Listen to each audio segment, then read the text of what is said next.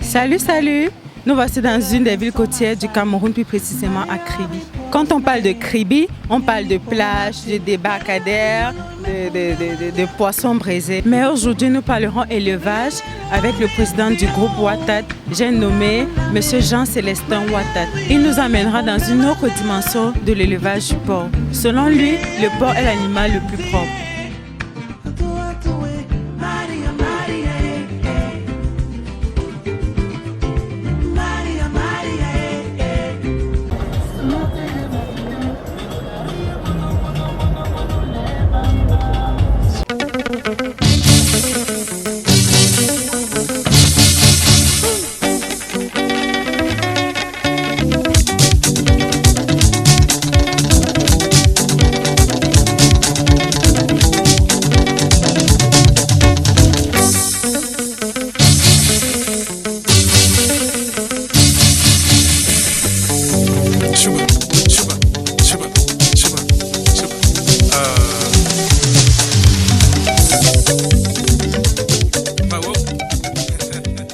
Et bienvenue à la Société coopérative des porciculteurs de l'océan, dite Sud Agro-Pastoral de Kribi.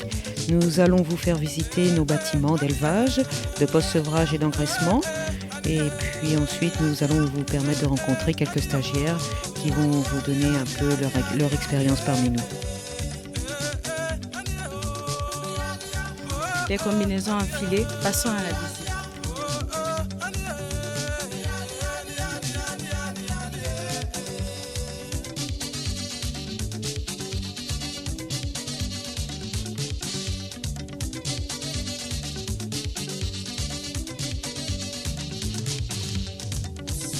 Donc ici, vous êtes dans un bâtiment de reproduction. Ces premières cages sont des cages d'insémination artificielle.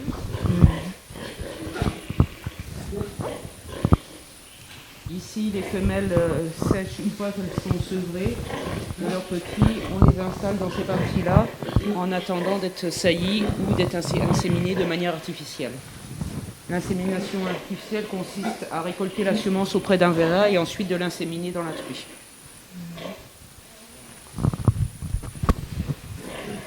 Donc voici deux cages de verra, les premières.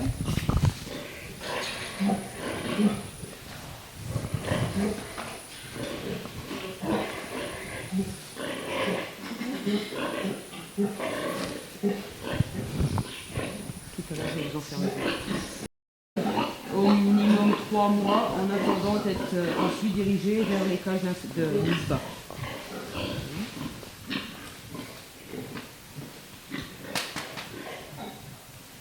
Décidément de celui. Donc toutes les femelles que vous voyez ici sont gestantes. Nous avons actuellement 4 bâtiments sur ce principe.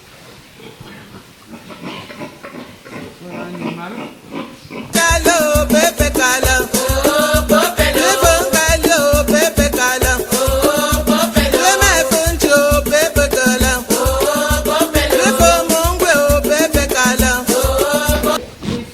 Une semaine avant la date prévue de Misbah sont introduites dans les loges pour pas être stressées à la dernière seconde juste avant le jour idéal. Commencent à s'habituer et le jour où elles mettent bas, ensuite elles restent 21 jours avec leurs petits, c'est-à-dire 3 semaines. Nous sevrons les petits à 21 jours. À cet âge-là, ils font à peu près 7 kg, 7,5 kg. D'autres un peu plus lourds, mais le plus bas poids est 7,5 kg.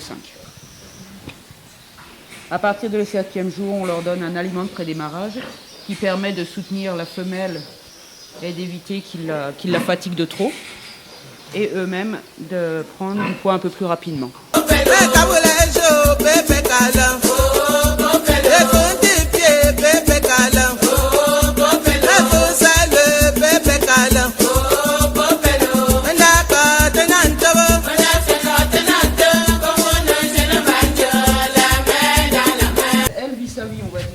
Son but, c'est de boire, manger, dormir. C'est plutôt les porchers qui, eux, viennent nourrir le matin. Dans un premier lieu, s'assurer que toutes les bêtes sont en bonne santé, qu'il n'y a pas eu de problème durant la nuit. ils en profitent pour les nourrir, s'assurer que tout le monde a à boire, que les pipettes sont en état, parce que quelquefois il y a quelques petites casses qui sont opérées dans la nuit. Une fois que tout le monde est nourri, on les laisse manger pendant un petit temps, leur laisser le temps de manger tranquillement, et puis ensuite ils se mettent au nettoyage. Puis, comme vous le voyez, des grandes ouvertures pour permettre une bonne luminosité. Et ainsi leur système biologique, leur rythme biologique est respecté, puisqu'on va dire qu'ils vivent au temps du soleil.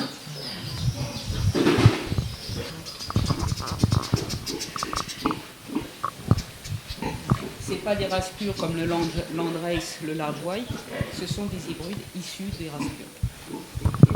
Qui ont été sélectionnés pour leur vitesse de croissance, entre autres, leur rusticité, car le zoophyte c'est vraiment une bête bien rustique. Les maladies sont rares et en 6 mois, avec une bonne nutrition, avec un bon suivi en termes d'hygiène, de suivi vétérinaire, on a des bêtes de 110-130 kg aussi.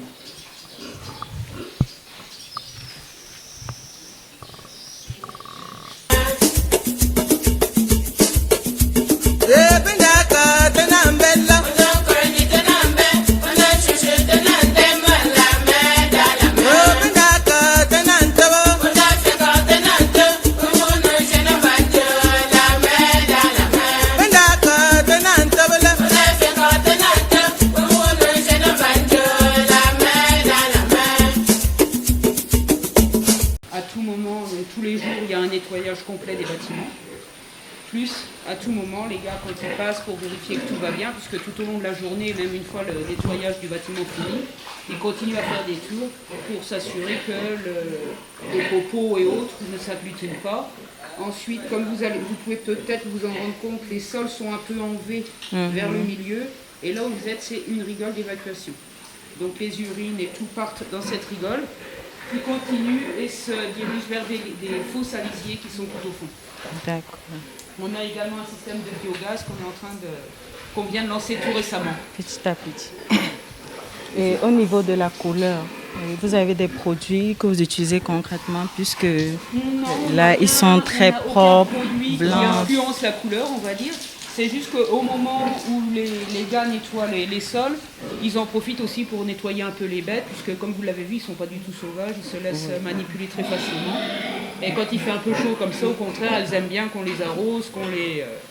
Donc c'est tout. C'est juste de l'entretien. Mais sinon, pas de crème ou quoi que ce soit qui pourrait influencer, pas de produits chimiques qui pourraient influencer la nourriture par la suite, puisque malheureusement, c'est de la nourriture sur pattes.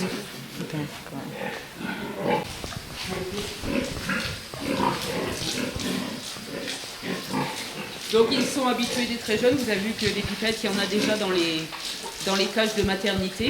Donc dès tout bébé, ils ont l'habitude d'aller piper pour avoir de l'eau.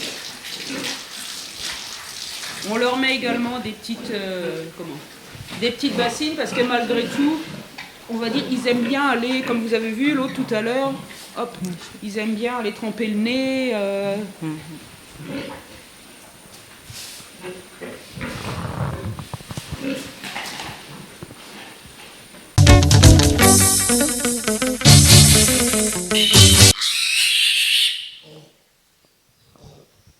Dans les bacs. Oui, dans les bacs. C'est l'aliment. C'est ici qu'ils passent donc de l'aliment de pré-démarrage tel qu'ils le mangent déjà encore avec la maman. Et ici, au bout d'une semaine de présence dans le post-sevrage, on commence à les passer à l'aliment, ce qu'on appelle l'aliment de démarrage, qui vont manger ensuite jusqu'à leurs 25 kilos. D'accord, et c'est quoi l'aliment de démarrage? Chaque période physiologique de la bête a un type d'aliment, on va dire comme le bébé, qui quand il est petit mange la bouillie, les petites choses, les purées et autres. Petit à petit, elle l'adapte à un autre type d'aliment. Donc le porc mange de l'aliment de démarrage, on va dire, ce qui répond à ses besoins énergétiques et de croissance jusqu'à ses 25 kilos. À partir de 25 kilos, pour nous, parce que ça dépend des formulations et autres. Là, je parle vraiment pour notre secteur. Donc à partir de 25 kilos, ils passent à un second aliment qu'on appelle croissance, puisque leurs besoins à cette étape-là changent en fonction et de leur poids et de leur âge. Puisque quand ils atteignent 25 kg, ils sont censés avoir tel âge prédéfini. Et en fonction de leurs besoins, donc on change l'aliment. Jusqu'à leurs 60 kg, où là on finit avec ce qu'on appelle l'aliment de finition, qui va jusque, pour ceux qui partent pour la vente de viande, jusqu'à leurs 110, 120 kg. Et pour ceux qui partent en reproduction, là-bas au moment des étapes physiologiques de reproduction, leur alimentation change également. C'est-à-dire les truies gestantes ont un aliment différent des truies qui sont lactantes. Puisque en période de lactation, elles ont besoin d'énormément d'énergie, aussi bien pour elles que pour fabriquer le lait que les petits vont consommer. Et ça évite que pendant la période de lactation, elles perdent trop de poids, qui pourrait faire qu'ensuite, elles tardent à pouvoir à nouveau être saillies et à nouveau mettre bas.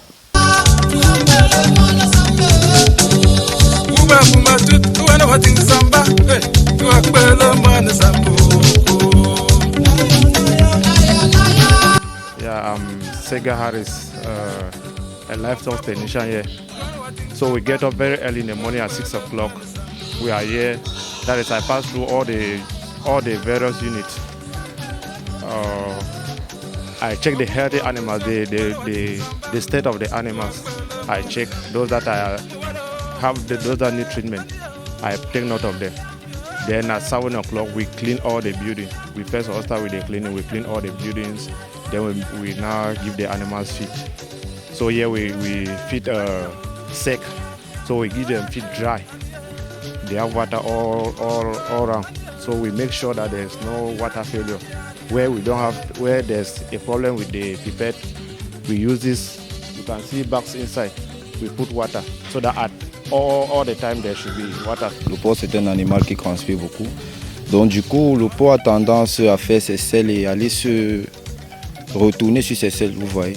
Et nous maintenant, nous avons l'habitude de nous dire que quand le porc fait cela, le porc est sale.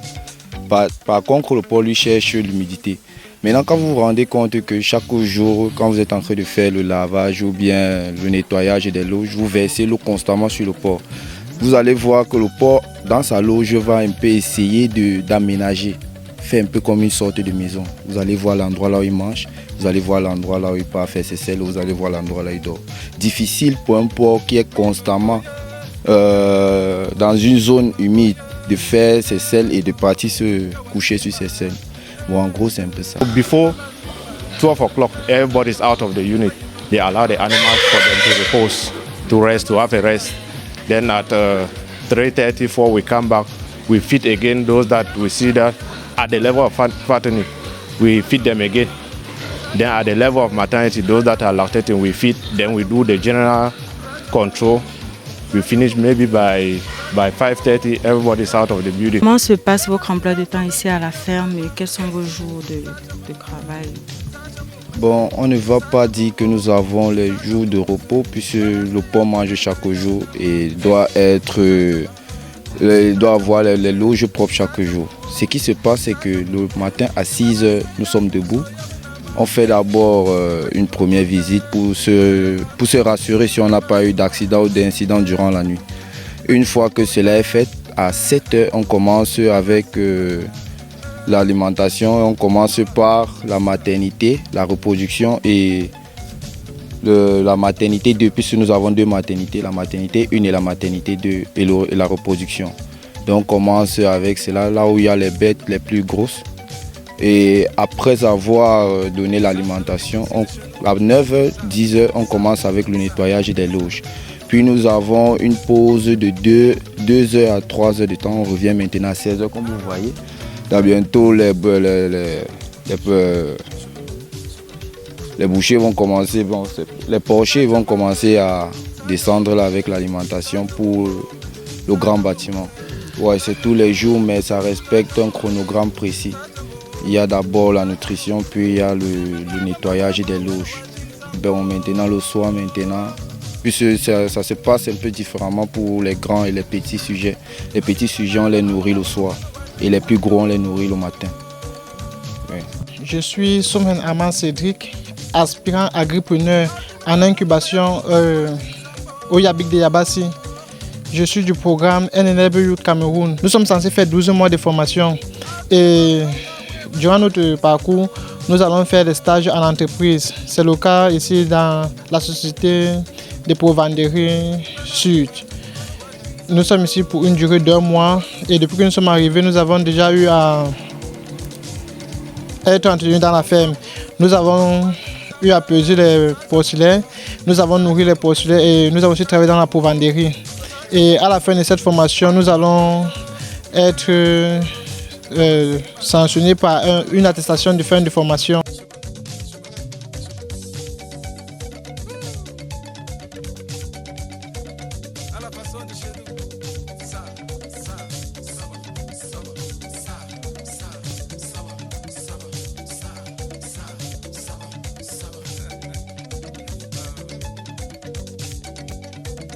We allow the animals again to rest. In the evening now, we pass now, we lock the door and we check all the animals again that are okay. We close. So that is how our activities goes on here. Après l'élevage des porcs, comment se passe la commercialisation? Bon, après l'élevage des porcs, nous avons un ensemble de bouchers et nous avons des pages Facebook et avec lesquels nous partageons soit des photos, soit des vidéos des bêtes pour pouvoir attirer une clientèle précise. Nous avons des grossistes qui viennent précisément ici à la ferme. Quand ils arrivent, en fonction du nombre de bêtes, du poids qu'ils auront besoin, on va directement sortir les bêtes qu'ils vont demander en question. Nous allons passer à la pesée. On va, le poids que la bête va donner en fonction de l'âge. Si nous sommes dans un intervalle de 50 kg et plus, nous allons mettre le kilo à 2500. Du coup, on va finir de peser, faire le calcul et directement la bête est partie. Mais nous allons justement, pour pouvoir garder une certaine sécurité dans la ferme, interdire aux véhicules et aux clients en question d'entrer sans toutefois être protégés. Parce que s'ils viennent prendre des bêtes et n'étant pas protégés comme vous l'êtes actuellement, soit ces bêtes vont prendre une maladie et mourir avant d'arriver où il va, soit il va nous donner des maladies à nous.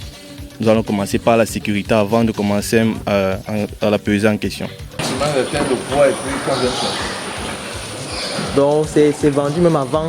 Avant même que ça ne prenne que ça n'obtienne l'âge requis. La demande est supérieure à l'autre.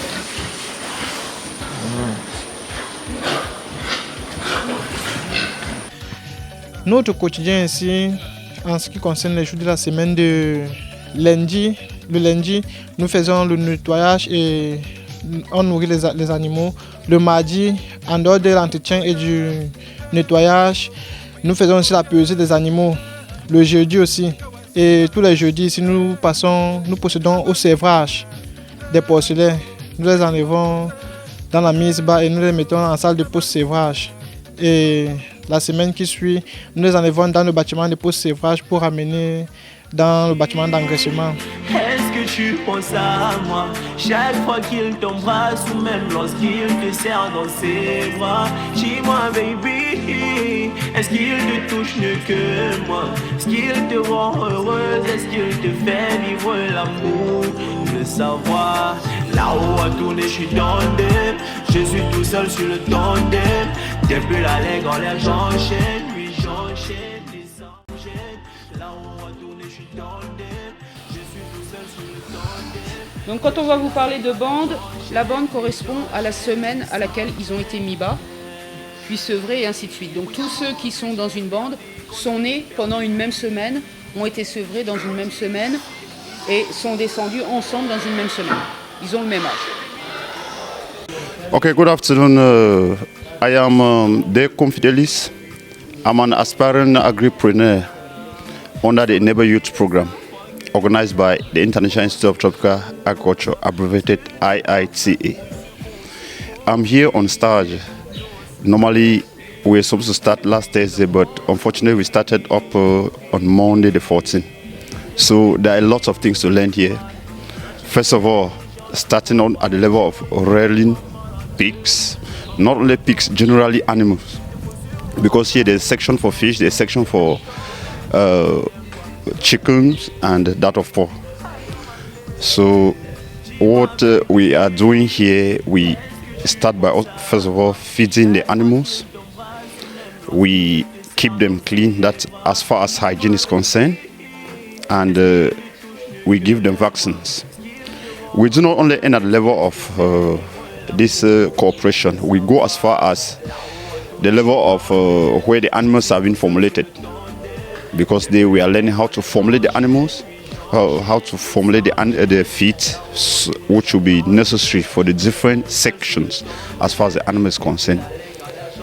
Fattening, production, those who are breastfeeding, and animals who are at the stage of gestation. So I believe that before I will come to an end of this internship, I must have learned a lot that will impact me on how to kick off with my own small company as far as production is concerned. Thank you. We are doing a lot of things here, so the company is very nice. So we are doing our best. Mostly some of us we are doing in farming. So we do a lot of farming here. The company is trying to grow up. I would love the way we are developing it. Yeah, so I'm very happy with the company. With our contracts here, we work our farming behind the company. So they ask us to do like a job. So that's what we benefit for. We're doing by farming. We call it farming in English. So in French they call it agriculture.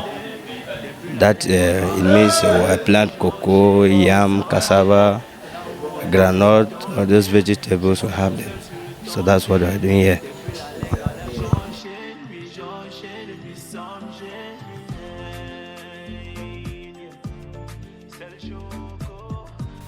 Ce qu'il y a à savoir d'abord est que M. Ouattara c'est une source d'inspiration pour les jeunes d'aujourd'hui qui veulent se lancer dans l'agriculture ou bien dans l'élevage porcin.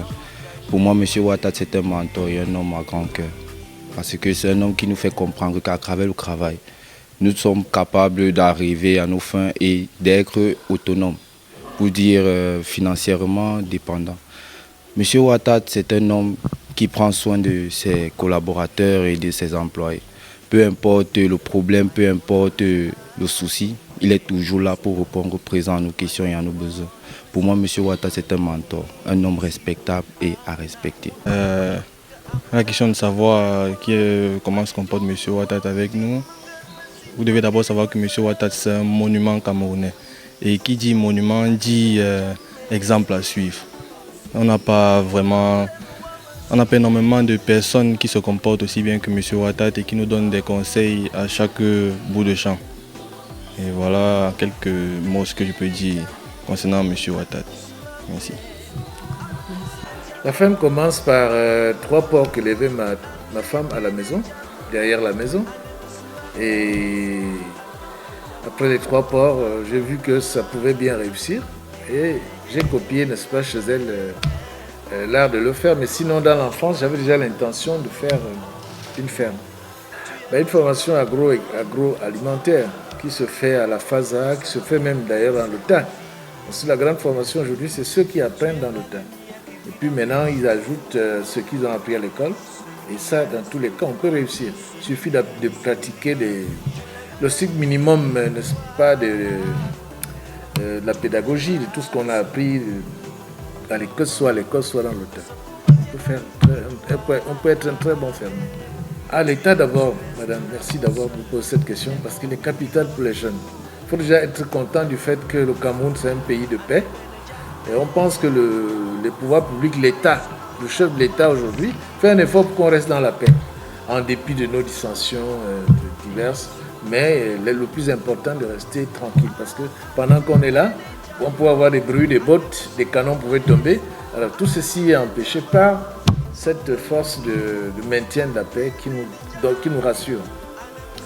Et on pense que dans cette paix, nous pouvons produire beaucoup d'avantages.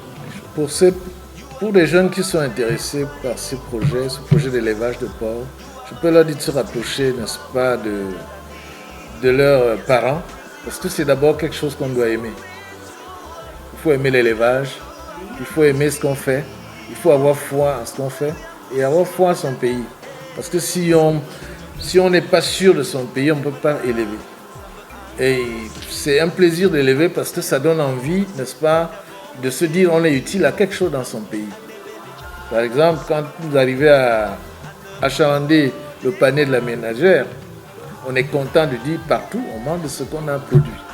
Et lors du discours du chef d'État pendant le prémisse agro-pastoral, il avait dit le Camerounais doit manger ce qu'il cultive, ce qu'il élève. C'est pas normal qu'on importe encore du riz, qu'on importe des porcs, qu'on importe tout ce que nous mangeons ici, alors qu'on a tout ici pour réussir. Il faut rassurer les jeunes que tout est là pour eux. Nous sommes justement en train de vouloir monter un projet d'une boucherie, mais elle n'est pas encore effective, mais c'est en cours. Donc pour l'instant, on va juste traiter avec des bouchers et des grossistes ou toute autre personne qui a besoin, qui est dans le besoin et voilà. L'État apporte beaucoup de subventions aussi. On a reçu sous toutes ces formes de subventions. Je peux dire à ce jour que j'ai bénéficié de l'État près d'1 milliard de francs. Voilà. Vous voyez que c'est parti d'abord du bois, on est aujourd'hui en train de moderniser.